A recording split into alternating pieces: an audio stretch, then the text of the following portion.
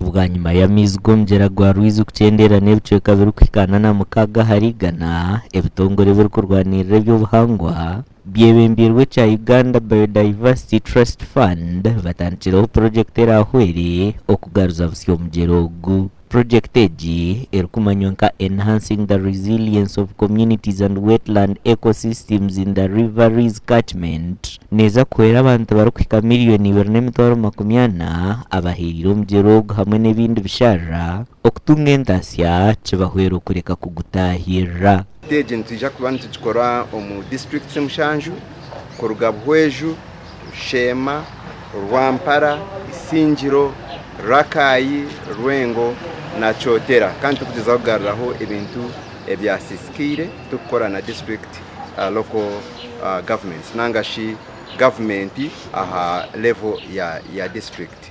Niteka ngo project eji y'emyaka 5 yaza ko tija kuba turebire ebisharra nibigarukaho ebyetorire River Rwizi, tujya kureba entuhani zigaruka nizibaho mu bwinji kandi tujya kureba n'amagara g'abantu abari kubesebwaho River Rwizi nigeyongera kubaje.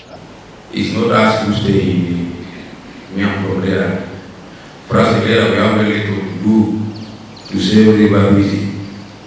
It is the citizens of these districts who should themselves wake up and begin to save River Rwizi.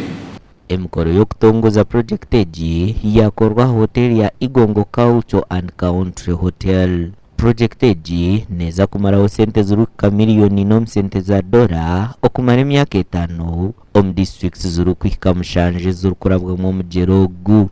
Nituza kugezaho kukora na local governments za district, tukore na ministry, tukore na n'abahinji kureba ngo twamaraho ekizibu cy'abantu kuza kuhinga mu bishara, tugaruke turebe kubasa kuhinga ebyo kurya bikumara omu mishozi tutetagere kuzo mu bishara, tushomesa abantu kutandikira abantu mu mashomero no mu byaro kuranga twabegesa emigasho y'ebishara ahabwito abantu hamwe n'enyamisho zindo twarire mu nekinyonyi cy'entu. Omu birebi ebirimo empinda hinduka y'obwire tituru kubasa kustama tukaguma nitureba ebyo buhangwa nibihinduka nibisisikara haza tukatekete ngo ito kugira amagara marungi nore ngo mbyara hitwazarirwa hitwakurire amataka gakacukuka gahwamu orwezo noreba ngo ebyo kurya bigenze nibicendera noreba ngo enjura negombwire butakumanya ngo nenda kuyija omushana gwija obwire bututekete ngo enjura ndagwa kikoreka ngo nahabu kugira ngo emitwarize yitu n'ebintu ebyo buhangwa egenzire nerga omumbera ti abanungi cyaretere ebintu kugena nebihinduka. So when you want these people to go, and then they see the land that is being conserved, they see the shara, they see the mfujo, they are there, they are conserved. You don't want people to tax them. They want food, and this is the source of food. That's where people get food from. So how shall we do that? How shall we stop people from encroaching on these wetlands?